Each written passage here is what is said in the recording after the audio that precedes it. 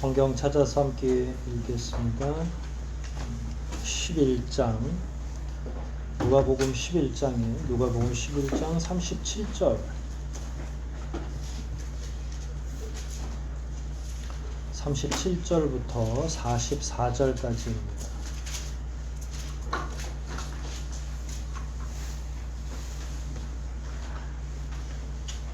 한 절씩 교독하고 마지막 44절은 합독하겠습니다. 37절부터 제가 먼저 읽기를 시작하겠습니다. 예수님이 말씀을 마치시자 한 바리새파 사람이 함께 식사하자고 예수님을 초청하였다. 그래서 예수님이 들어가 식탁에 앉으셨는데 이 바리새파 사람은 예수님이 식사 전에 손을 씻지 않는 것을 보고 놀라는 표정을 지었다. 그래서 예수님이 이렇게 말씀하셨다. 너희 바리새파 사람들은 잔과 접시의 겉은 깨끗하게 하지만 속은 탐욕과 악으로 가득 차 있다. 어리석은 사람들아, 겉을 만드신 분이 속은 만들지 않았느냐. 너희가 가진 것을 가난한 사람들에게 주어라. 그러면 모든 것이 너희에게 깨끗해질 것이다. 바리새파 사람들아, 너희에게 불행이 닥칠 것이다. 너희는 박하와 음양과 온갖 채소의 실조를 마치면서 정의와 하나님께 대한 사랑은 저버렸다. 그러나 실조도 마치고 이것도 버리지 말았어야 했다. 바리새파 사람들아, 너희에게 불행이 닥칠 것이다. 너희는 회당의 높은 자리를 좋아하고 또 시장에서 인사받는 것을 좋아한다. 너희는 평평한 무덤 같아서 사람들이 그 위를 걸어다니면서도 무덤인 줄 모른다. 아멘.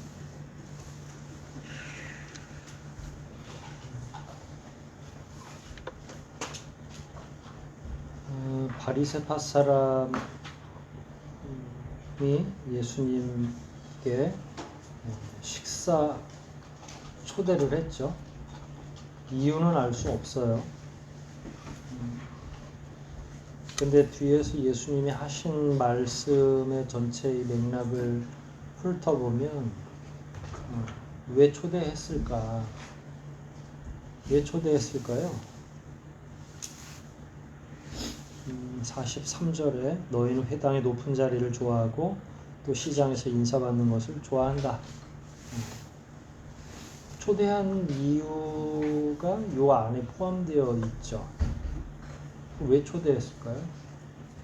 자기들이 높아지는 걸 좋아하는데 뭔가 폼내는 걸 좋아하잖아요. 예수님이 어떤 분이시죠? 말씀을 증거하면 많은 사람들이 듣고 회개하고 기적을 체험하고 이 당시에 말씀을 증거하는 사람들 가운데 선지자라고 하는 사람들도 있었으니까 아마도 가장 위대하고 능력 있고 사람들에게 소위 인기가 있던 사람이죠. 예수님이. 말씀의 권세는 어땠어요? 귀신이 막 쫓겨나가고 그 말씀의 권세 그리고 사람들의 심령을 꿰뚫어 보는 그 눈이 어마어마했죠. 아마 저 같아도 예수님하고 친한 척 하고 싶었을 것 같아요.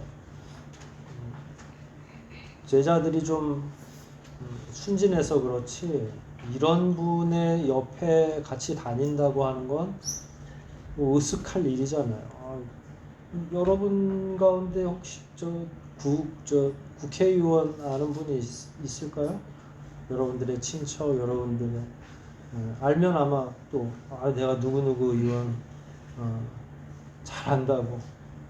그 사람은 날 잘 몰라도 나는 그 사람을 잘 안다고 하면서 하여간 자기를 자랑하기 좋아하는 사람들은 별 일을 다 해요. 예수님한테 이렇게 욕을 먹을 줄은 모르고 사람들에게 보이려고 분명히 예수님을 초대했을 것이다 라고 저는 생각을 해요. 예수님 초대해서 밥 먹으면서 사실은 초대한 사람이 초대받은 사람보다 우위에 있는 거거든요. 그러면 막 빈정거릴 수도 있고 자기가 밥 한 끼 대접 예수님은 남루하고 이렇게 끼니도 못 챙겨 드시는 것처럼 생기셨으니까 자기가 끼니 챙겨드리고 뭐 이렇게 좀 잘난 척도 좀 하고 스토리가 그런 거예요. 그래서 예수님을 초대했다. 그래서 예수님이 들어가 식탁에 앉으셨다. 별일 없죠. 37절까지. 네, 38절에 바리새파 사람은 예수님이 식사 전에 손을 씻지 않는 것을 보고 놀라는 표정을 지었다. 자, 질문. 예수님은 깜빡하셨을까요? 싸움을 걸려고 일부러 안 씻으셨을까요? 네, 우리 예수님은 충분히 괴팍하신 분이라서 그 상대가 누군지 벌써 다 알고 가신 거고요. 반대로 예수님이 세리들의 식사 초대도 응하셨잖아요.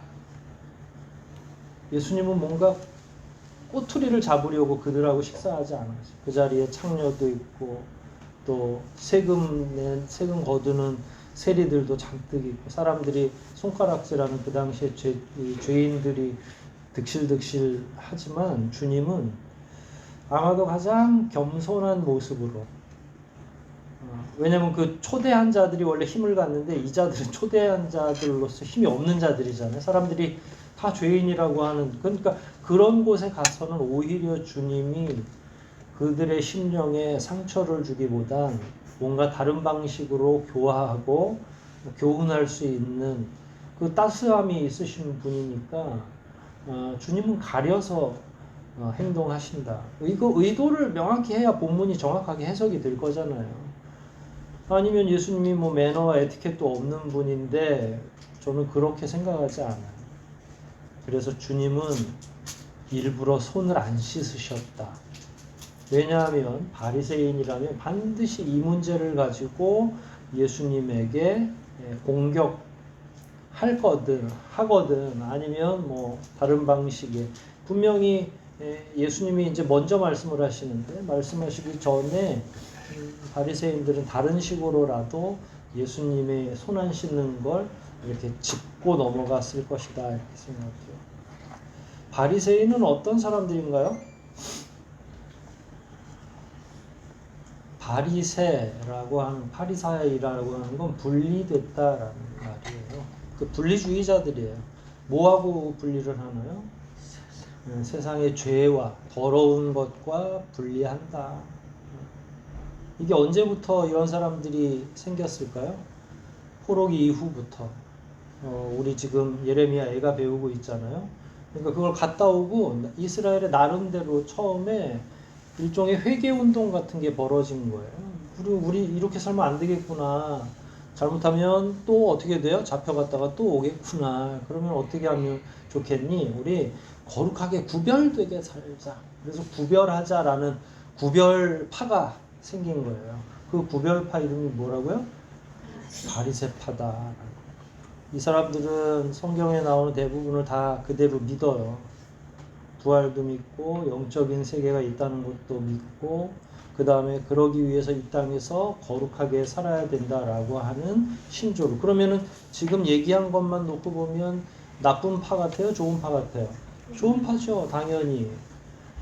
거룩하게 살자고 하는 건데 우리도 이런 정신들이 가끔 필요할 때가 있죠. 구별되게 좀 살자.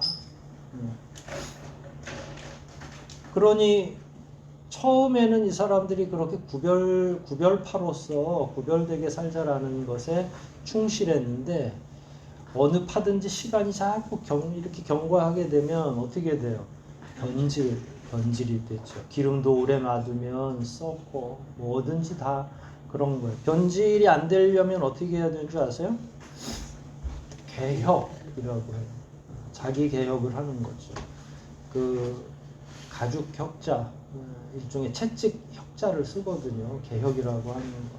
근데 거기에 몸 기자가 들어가거든요. 개혁할 때. 그러니까 자기 몸을 자기가 이렇게 쳐서라도 뭘 한다고요? 개혁을 한다. 어떻게 안 하려면? 썩지 않으려면. 우리는 개혁파 전통을 가지고 있으니까 끊임없이 계속 자기 스스로를 채찍질 해야 되죠. 근데 이 바리새파는 서서히 변질되기 시작했어요. 그래서 자기들이 막 계명도 더 만들기 시작하고 이 사람들의 많은 사람들이 71명이 있는 공회에 소속되기도 하고 이 사람들 가운데 종교 지도자들이 많고 막 이러니까 점점 이스라엘을 움직이는 사회 지도층이 된 거고 규칙을 이 사람들이 만드는 거예요. 모세 율법 이외에도 성경에는 나오지 않지만 바리새적인 규칙들을 그래서 토요일 날까지 음식 만들고 금요일까지 음식 만들고 안식일 날은 불도 켜지 않고 먼 거리도 가지 않고 노동도 하지 않고 뭐 별난 거를 다 만드는 거예요. 끊임없이. 어떻게 왜 만들었죠? 처음에 거룩하게 가능하면 하나님 앞에서 겸손하고 움직이면 죄가 되니까 움직이지도 말고 참 대단하죠. 그런데 변질되니까 그걸로 본인들을 스스로 개혁해야 되는데 자꾸 남을 개혁하는 일에 이런 룰들을 사용하기 시작하는 거예요. 그래서 주님이 자꾸 이런 사람들을 보고 나중에 자기 눈에 들보는 못 보면서 남의 눈에 티끌을 보면서 막 끊임없이 손가락질하는 걸 주님이 보시는 거죠. 그러니까 그 예수님이 오셨을 땐 이미 이 사람들이 좋은 의미의 바리새파가 아니라 나쁜 아주 온갖 종교적이고 정치적이고 더러운 일에는 이 사람들이 안 낀 자리가 없는 거예요. 이런 뒷배경이 있는 상태에서 예수님이 손을 안 씻었더니 그리고 예수님은 이 사람들을 알아요 몰라요? 다 아시죠. 당연히 아시죠. 속이 얼마나 썩어 있는지를 아시는데 이 사람들 눈빛이 변하는 거예요. 왜냐면 당연히 음식을 먹기 전에 우리도 지금은 에티켓이 됐지만 손 안 씻거든요. 예전에는. 그런데 이게 계명 중에 하나예요. 지금으로 이해하면 아유 내가 봐도 예수님이 비위생적이야 이렇게 생각할지 모르지만 뭐 손 씻든 안 씻든 그리고 가난하게 살던 사람들이 뭘 손을 씻고 그러겠어요. 다 마른 빵 먹는 건데. 근데 그게 계율이 더 점점 지켜져서 사람들을 힘들게 하는 계율이 된 거고 예수님이 일부러 손도 씻지 않은 채로 식탁에 앉아서 음식을 만지셨던 것 같아요. 그러니까 바리새파 사람이 놀라는 표정을 지었다. 근데 이 사람들의 특징으로 미루어 예수님이 부끄러워하거나 상대편을 고려해 줘야 되잖아요. 내가 호스트고 게스트로 누군가가 왔으면 그 상대편 게스트로 온 사람이 매너와 에티켓이 조금 부족하고 잘 모른다 할지라도 아이고 이게 당황하셨나 라고 아니면 물수건 정도 하나 말없이 이렇게 갖다 드려도 상관없죠. 그런데 얼굴이 일그러진 거예요. 이 얼굴이 일그러졌다는 건 상대편을 경멸한다는 의미겠죠. 이 사람들의 성품상 아유 지지리도 못 배운 사람 같으니라고 이 사람이 저 많은 사람한테 설교는 하면서 손도 하나 못 씻고 참 자기가 만난 사람이 누군 줄 알았다면 얼굴 낯빛이 그렇게 찡그러졌겠어요. 온 우주를 창조하시고 이 세상을 만드셨을 뿐만 아니라 운영하시는 하나님 가운데 한 분이 그 식탁에 앉았단 말이에요. 나쁜 사람이지만 대단한 영광을 지금 그러니까 누구와 앉아 있는지를 알면 설마 그랬겠어요. 그러니까 무지하면 자기 앞에 지금 하나님이 앉아 계시는데도 얼굴을 찡그리는 거예요. 요즘에는 저 유명한 사람하고 한 끼 점심 먹는 것도 어마어마하게 비싼 돈 주고 식사를 하는 프로그램 같은 게 있다고 해요. 세상 이해 못할 일도 많은데 그 사람이 날 사줘야지. 내가 돈 내고 그 사람 돈도 워낙에 많은 사람들인데 말이야. 그렇게라도 막 하려고 하는 사람이 있는데 예수님이 만약에 점심시간 비워가지고 스케줄 짜가지고 하면 한 끼에 아이고야 지금 생각해보면 너무너무 위대한 식탁의 자리인데 그 주인장은 정말로 천박한 세상 생각을 가지고 주님을 바라보고 계시는 거예요. 이 양반이. 주님을 경멸하는 거죠. 아니나 달라 세리들하고 어울려 다니더니 창녀들하고 밥을 먹더니 결국은 뭐 이 사람이나 그들이나 똑같구나. 바리새인은 늘 그런 생각을 하고 있는 거니까 결국은 얼굴이 다 대화를 한 거죠. 자, 이 사람이 먼저 말한 거예요. 뭘로 말했다고요? 얼굴로. 커뮤니케이션 이론에는 non-verbal communication이라고 하는 게 있어요. 말로 하지 않고. verbal은 말하는 거예요. A가 말하고 B가 말하고 이걸 커뮤니케이션이라고 하는데 A가 non-verbal, 말하지 않지만 발음으로 얘기하지 않지만 커뮤니케이션 할 수 있어요. 때로는 옷차림으로, 때로는 수화로, 때로는 표정으로. 이 사람이 환하게 웃었으면 어떨까요? 상상할 수 있죠. 그런데 찡그렸어요. 이미 대화를 시작을 한 거죠. 주님은 위대한 하나님의 한 분이신데 주님 앞에 밥상 그 천한 밥상 조금 차려놓고서 얼굴을 찡그린 거죠. 그러면 누가 대답할 차례예요? 예수님이. 예수님은 요즘 대화나 이런 데 보면 깜빡이도 안 켜고 들어가시는 분이에요.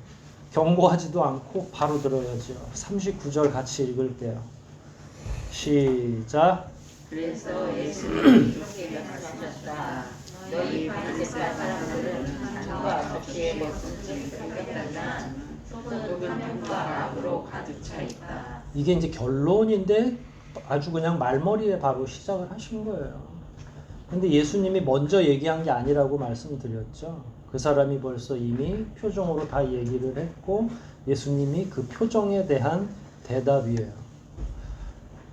저는 이게 사람 대 사람의 대화면 39절처럼 제가 만약에 얘기하면 말하는 제 입장에서도 막 두근두근 거릴 거예요. 왜냐면 이게 싸움이 시작이 됐잖아요.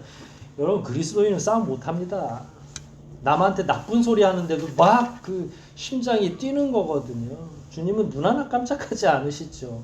왜냐하면 정말로 하나님의 아들이시니까 여러분 욕하는 것도 담대해야 욕하는 거예요. 그렇지 않습니까? 여러분들 누군가하고 말다툼 해보면 돼요 제대로? 내가 흥분되고 내가 두렵고 내가 막 마음이 힘들어서 욕을 못하죠. 그리스도인은 원래 그런 거예요. 예수님은 눈 하나 깜짝 안 하고 그냥 있는 그대로. 그리고 또 주님의 특징 중에 하나가 악을 안 쓰셔. 주님은 차 사고가 나도 잔잔하게 얘기하실 분이에요. 너희 바리새파 사람들은 잔과 접시의 겉은 깨끗하게 하지만 속은 탐욕과 악으로 가득 차 있다. 그러니까 뭐 미사여구도 없고 뒤에 부사구도 없고 화려하게도 아니고 투박하지만 명확하게. 아이고야 이 소리 들으면 참 얼마나 부끄럽겠어요. 왜냐하면 주님은 속을 얘기하잖아요. 너희 속은 이라고 했잖아요. 탐욕과 악으로 가득 차 있다. 주님은 어디를 보셔요? 어디를 보는 분이에요? 속을 보는 분이에요. 그러니까 그분 앞에 서면 안 돼. 삭개오도 구경만 하려고 예수님 구경만 하려고 나무에 올라갔다가 야 삭개오야 이름까지 하셨잖아요. 내려와 오늘 내가 너희 집에 유해해야 되겠어. 이미 스캔이 다 된 거예요 주님에게. 그러니까 주님 앞에 나오면 여러분들이 주일이든 언제든 예배를 통해서 아니면 개인 경건의 시간에 여러분들이 주님의 말씀을 읽으시던 그때 제일 먼저 할 일은 뭐예요? 회개예요. 그래서 하나님 오늘 하루도 하나님 앞에 참 부정직하게 살았나 봅니다. 용서하십시오. 그러고서 기도도 더 연결하고 말씀도 읽고 그러는 거죠. 왜냐면 우리가 말 안 하고 뻔뻔하게 있잖아요. 그러면 누가 말씀하셔요? 주님이 바로 얘야 어떻게 잘 살았어 오늘? 그러면 아니 모르겠습니다. 아이고 그러고 두려워서 떠는 마음으로 우리는 대답할 수밖에 없죠. 40절의 첫머리에 이렇게 표현되어 있어요. 어리석은 사람아. 여기서 다 얘기가 된 거잖아요. 사람은 이 사람뿐만 아니라 우리에게도 말씀하시는 거죠. 이 바리새파야라고 하지 않고 어리석은 사람아, 사람들아, 겉을 만드신 분이 속도 만드시지 않았느냐. 그러니까 처음에 이게 더럽다 치면 다 더럽고요. 인생은 이 인간이라고 하는 몸은. 그런데 깨끗하다 하면 깨끗한 거죠. 근데 예수님의 지로는 깨끗하다예요. 누가 만들었기 때문에? 하나님이 창조하셨기 때문에. 우리 속이 더러운 게 아니라 우리 입으로 들어가는 거. 그러니까 이 취식하고 배변하는 것에 대해서 예수님이 일가를 하시잖아요. 우리가 먹고 하는 것들이 더러워져서 나올 뿐인 거고요. 하나님이 만드신 우리 육체는, 우리 덩어리는 근본적으로 하나님의 창조 질서를 따라서 가장 아름답게 창조되어 있는 완전한 인생인 거예요. 그런데 거기에다가 뭘 담느냐에 따라서 더러워질 수도 있고 깨끗해질 수도 있고, 근데 그게 생리적인 면에서도 똑같지만 영적인 면에서도 동일한 거예요. 이 영의 자리 안에 하나님을 모셔드리면 영체가 되는 거고, 만약에 사탄의 지도대로 우리가 산다고 하면 영체가 되는 게 아니라 악한 영체가 되는 거잖아요. 육신도 마찬가지죠. 여기서 하나님이 지으셨다고 말하는 건 손으로 뭘 만지기 때문에 더러워지는 게 아니라는 거예요. 씻지 않는다고 모든 게 다 더럽다 이렇게 생각하는, 그리고 그걸 가지고 거룩을 구별한다고 하는 건, 거룩이라고 하는 거는 손에서 나오는 게 아니잖아요. 심령에서 나오는 거죠. 우리 영 안에서 나오는 게 거룩의 진실인데, 이 사람은 손을 닦지 않았기 때문에 밥 먹는 행위, 음식을 만지는 행위가 더럽다고 판단한 거예요. 이 바리새인은 시작도 아직 안 했지만. 그런데 주님은 그게 아니다라고 명확하게 말씀하신 거죠. 40절에 어리석은 사람아, 다시 한번 읽어볼게요. 시작. 겉을 만드신 분이 속도 만드시지 않았느냐. 그래놓고 이상한 말씀을 하세요. 41절에 주님은 참 우리가 이렇게 맥락을 잘 이해하지 못할 정도로 확확 나가시죠. 너희가 가진 것을 가난한 사람들에게 주어라. 그러면 모든 것이 너희에게 깨끗해질 것이다. 여러분, 구제한다고 영이 깨끗해져요? 잘 생각을 하셔야 돼요. 자기 재산을 다 나눠주면 깨끗해져요? 주님이 되게 1차원적으로 질문하고 대답을 해주신 거예요. 근데 이 사람들 마음속엔 뭐가 가득하다고 그랬어요? 맨 앞에? 탐욕과 악이잖아요. 그럼 이 사람들은 어디에 온통 정신이 가 있는 거예요? 물질에, 자기가 가지고 사는 것에. 그러니까 이걸 만약에 다 내어준다면 이 사람은 개가천선한 것으로 주님은 이해할 수 있는 거예요. 근데 반대로 주님은 기대하지 않았기 때문에 이 얘기를 하신 거예요. 절대로 너희들은 마음속에 무엇과 무엇이 가득해 있기 때문에 이 물질로 다른 이들을 구제할 수가 없다. 따라서 고로 너희들은 깨끗해질 수 없다. 41절에 논조 자체가 반대로 되어 있는 거예요. 무슨 말인지 아시겠죠? 주님이 우리에게 말씀하실 때는 뭘로 말씀하실까요? 우리는 뭐 부자도 아니니까 이 말씀은 우리에게 해당되지 않아요. 하지만 우리라고 해서 마음속에 욕심이 없는 건 아니잖아요. 여러분들이 가지고 있는 무엇인가를 향한 욕심 말이에요. 그걸 대체하는 게 주님의 계명이어야 되고 하나님의 나라여야 되는 거죠. 만일 하나님의 나라보다 여러분의 욕심이 더 크다면, 그래서 바꿀 수 없다면 하나님께서 우리를 귀하고 기쁘게 여기시지 못하겠죠. 거기에 경계선에 늘 우리가 고민을 하는 거죠. 여러분들의 갈등의 대부분은 하나님이 기뻐하실까 기뻐하지 않으실까. 그런데 기뻐하지 않는데 이놈의 세상을 살다 보니까 눈 한번 질끈 감고 자꾸 하려고 하니까 거기에서 자기 갈등이 시작이 되는 거예요.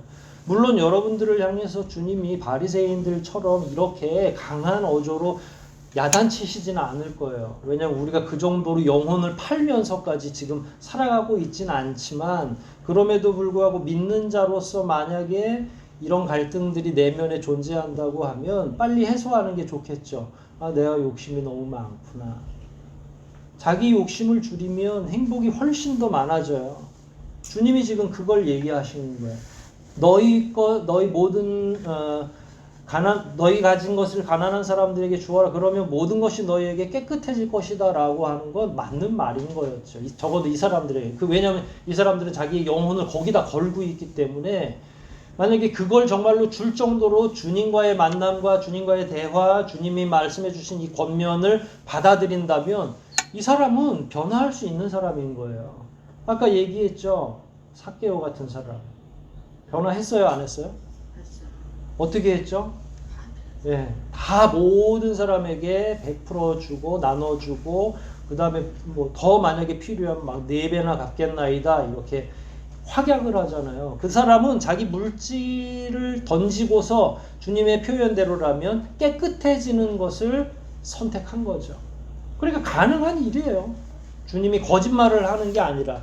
하지만 주님은 이 사람을 알고 있기 때문에 너는 안 될 거야. 너는 절대로 깨끗해질 수가 없어. 이게 마지막 기회인데.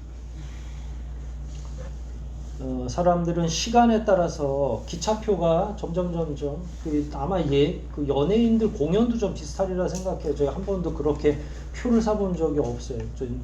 귀성 열차도 타본 적이 없거든요. 시골이 저희 친가나 외가나 시골이 아니라 다 서울이라서. 근데 예전에 이렇게 보면 안표라는 거 있죠. 30일 전과 이틀 전하고 가격이 같겠어요? 더 비싸겠어요? 다 다르겠어요. 다 안표를 안 사보셨구나. 네, 빨리 안 나오는 거. 연예인 너무 유명해. 제일 유명한 게 임영웅 정도 되나요? 네. 티켓 값이 얼마라더라. 근데 2달 전에는 뭐 그럭저럭 해요. 근데 점점 그걸 보고 싶어서 안 달라는 사람들이 더 많아지면 가격은 2달 전보다 더 올라가겠죠. 이 사람이 만약에 지금 저쪽부터 막 불이 일어나고 지진이 일어나고 뇌성이 치고 막 천지가 경천하고 막 지구가 멸망할 것 같으면 이 말을 들었을 거예요. 왜냐면 그게 마지막 기차표니까. 근데 이 사람은 지금이 마지막이라고 생각하지 않으니까 이거 뭔 소리를 한다요. 나는 그러고 싶지 않아요. 라고 지금 느긋하게 자기의 영혼이 천국으로 들어갈 수 있는 기회를 오른발로 걷어차고 있는 거죠. 그 기차를 타야 되는데 아직도 시간이 많다고 자꾸 착각을 하는 거예요. 주님의 시간은 지금 여기까지 와 있는데 여러분들에게 동일한 방식으로 하나님이 말씀하시는 거죠. 얘야 그냥 오늘 결판돼. 지금이 제일 싸. 왜냐면 여러분이 물건을 더 많이 가지면 나중에 후회하고 나중에 바꾸는 게 더 힘들 거잖아요. 우린 언제가 제일 가난해요? 지금. 그러니까 100%도 지금 100%는 뭔가 해결하는 게 죄의 문제도 지금이 더 많아요? 아니면 나중에 자꾸 살면 살수록 죄가 더 많아질 것 같아요? 회개 안 하면요 이런 악한 자들은 살면 살수록 죄가 더 많아지는 거예요. 주님이 말씀하실 때가 제일 해결 보기가 쉬운 가까운 기간인데 그걸 알겠느냐는 거예요. 사람들이 이 단순한 이치와 원리를 모르는 거죠. 42절입니다. 같이 읽을게요. 시작. 사람들아 너희에게 불행이 닥칠 것이다. 너희는 박하와 온향과 온갖 채소의 11조는 바치면서 정의와 하나님에 대한 사랑은 저버렸도다. 그러나 11조도 바치고 이것도 버리지 말았어야 했다. 이게 2가지 내용이에요. 임박했다. 불행이. 이제 마지막 기차야. 이게 하나고요. 그 다음에 박하, 음향, 온갖, 운향, 온갖 채소 11조. 이거는 원래 11조는 좀 더 귀하고 큰 거에서 그러니까 뭐 소가 됐든 재산이 많은 것에서 잘라서 드리는 게 그냥 보편적인 일이에요. 박하, 온향 이게 여기서 이 박하와 온향은 조금 귀하긴 하지만 얼마든지 주변에서 얻을 수 있는 식물이었어요. 이게 뭘 의미하냐면 바리새파 사람들이 얼마나 사소한 것까지 정성을 기울이고 하는지 여기에서 요만큼 거두면 이파리 하나라도 11조로 그 얘기예요. 이것저것 챙기는 건 엄청나게 챙기고 11조 아주 알뜰하게 드리면서 정의는 위에서 가난한 자들에게 나눠주라고 하는 걸 의미하는 거예요. 이웃사랑을 의미하는 거죠. 그 다음에 하나님에 대한 사랑 2가지로 나누는 거잖아요. 정의와 하나님께 대한 사랑은 저버렸다. 그러니까 겉으로 하는 건 잘해. 하지만 내면에 있는 거 보이지 않는 거 사람을 사랑하는지 하나님을 사랑하는지는 이게 겉으로 게이지가 없으니까 보이지가 않잖아요. 그건 다 소홀하게 하는 거예요. 심지어 11조는 하는데 하나님은 또 사랑은 안 해. 이 말씀대로라면. 그러니까 이 사람들은 정말로 철저히 겉다르고 속다른 사람인 거죠. 주님이 겉과 속을 다 만들었다고 하신 말씀은 여기에서 동일하게 적용되는 거예요. 그래서 주님은 이렇게 얘기하죠. 그러나 11조도 드렸어야 되지만 정의도 잃어서는 안 됩니다. 가난한 사람들을 위해서 구제하고 그들과 함께 나누어 쓰는 거. 그러니까 이 사람들은 어지간히 구원받기가 쉽지 않겠죠. 43절입니다. 다시 읽을게요. 시작. 바리새파 사람들아 너희에게 불행이 닥칠 것이다. 너희는 회당에 높은 자리를 좋아하고 또 시장에서 인사하는 것을 좋아한다. 자, 앞부분에서도 불행이 42절 초반 보세요. 너희에게 뭐가 닥쳐요? 불행이 닥칠 것이다. 43절에 똑같이 바리새파 사람들아 너희에게 불행이 닥칠 것이다. 이건 임박한 진노를 의미하는 거잖아요. 그리고 이 사람들은 이제 주님이 직접 선언하신 거니까 그냥 불행한 거예요. 심판자 중에 한 분이신데 바리새파 사람들을 향해서 완전히 운명하셨습니다라고 의사가 시신 앞에서 선고하는 것과 몇 분의 고인 운명하셨습니다 이렇게 얘기하잖아요. 시간을 알려주잖아요. 주님이 42절 43절에 이렇게 얘기함으로써 인공호흡기를 뗀 거예요. 주님은 참 어느 순간에는 굉장히 냉정하시거든요. 근데 처음부터 알고 오신 거예요. 얼마나 불행합니까? 자기와 지금 식탁을 마주하고 있는 분이 어떤 분인지를 모르고 여전히 속이려고 하고 그를 비난하려고 하고 표정으로 막 안 되는 정말로 온갖 경멸의 표정을 지었을 것 같은데 그분이 누구신 줄 알았더라면 예수님의 바짓가랑이 잡고 마지막이니까 재산 다 처분하고 하는 게 맞았겠죠. 여러분 우리가 혹시 이런 시간을 지금 보내는 건 아니겠죠. 주님이 우리에게 끊임없이 돌아오라 회개하라라고 얘기하는데 우리가 자꾸 머뭇거리는 건 아니겠죠. 당연히. 이 사람들은 회당의 높은 자리 좋아하고 시장에서 인사받는 거 이런 게 다 별거 아닌데 거기에다 가치를 두고 있는 이거 다 거치라고 했잖아요. 거치래. 안에는 하나도. 그래서 마지막에 이거예요. 평평한 무덤 같아서 너희는 사람들이 그 위를 걸어다니면서도 무덤인 줄 모른다. 겉과 속이 다르니까. 겉에는 평평해요. 무덤은 원래 동굴을 파든지 표식이 있어요. 우리나라 같은 경우는 봉분을 세우도록. 그래서 거기 밟으면 돼요? 안 돼요? 안 되잖아요. 근데 이자들은 아니나 밖이나 파악이 안 돼. 여기가 무덤인지 아닌지. 근데 왜 무덤이라고 이야기를 했을까요? 죽은 자들이잖아요. 이미. 무덤까지 얘기를 하신 거예요. 그러니까 묻어 놓으신 거죠, 주님이. 그리고 이제 앞으로는 사람들이 너희 위를 걸어 다니지만 너희들에 대해서 아무도 기억하지 못할 거야. 왜냐하면 이게 저주받은 거거든요. 유대인들도 그렇고 전 세계 어디를 가든지 천장이라고 해서 하늘에다가 지내는 장례 빼놓고는 시신을 귀하게 여겨요. 천장은 뭐냐면 저 몽골이나 불교에서도 그러는 자연으로 돌아가는 세계관을 가진 데에는 시신을 그냥 밖에 버립니다. 그래서 독수리가 파먹어도 괜찮다고 생각해요. 영혼도 돌고 막 그것이 이 땅에 순환하는 세계관에 맞다고 생각하기 때문에. 그러나 이스라엘에서는 시신을 그렇게 방치하는 건 저주받은 일인 거죠. 그런데 그 위를 이렇게 밟고 다닌다? 이미 이제 지옥처럼 떨어진 거예요. 형태적으로 보면 주님은 이제 사망 선고만 하신 게 아니라 그냥 아주 묻어주신 거죠. 이자들을. 이 사람들은 나중에 대한 기약이 없어요. 미래에 대한 소망과 희망이 하나도 없습니다. 주님에 의해서 이건 이미 이 사람들은 아예 나중에 심판받을 필요가 없을 정도로 주님 앞에 현실적으로 심판의 말씀을 들은 거죠. 어떻게 살면 이런 정도가 될까요?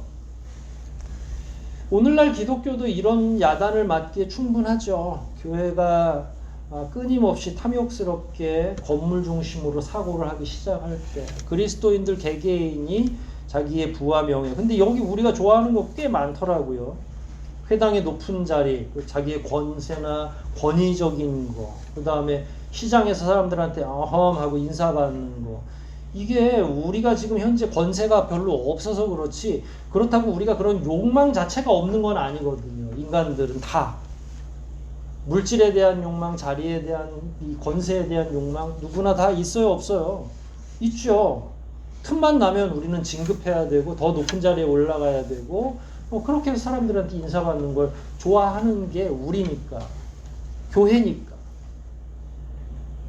예전엔 바리새인들에게 주님이 오셨다면 이 시대에는 누구한테 와서 이렇게 예수님이 말씀하시겠어요? 부패한 그리스도인들에게 말씀하시겠죠. 처음엔 같았어요. 처음엔 다 의도가 좋았죠. 거룩하게 살자. 구별되이 살자라는 거예요. 자기 개혁 안 하면 우리도 언제든지 이럴 위험성이 있는 거죠. 신앙은 외로운 자기 개혁의 싸움인 거예요. 그리고 다행히도 제가 대신해 줄 수 없는 싸움인 거고. 여러분의 삶은 여러분들이 싸우는 거잖아요. 제가 여러분 가정마다 매 가정마다 막 계속 신방하고 돌아다니고 막 또 그런들 제가 어떻게 알겠어요? 하나님 외에는 제가 여러분의 속을 모르는데 어떻게 하면 좋을까요? 오늘 말씀 들으면서 이미 다 그렇구나라고 이해하셨을 거예요. 마음속에 결심된 대로 하십시오. 이 말씀을 읽고 들으시면서 아이고 하나님 앞에서 내가 다 드러나고 있구나. 더 조심해서 살아야지. 예, 그렇게 사시면 돼요.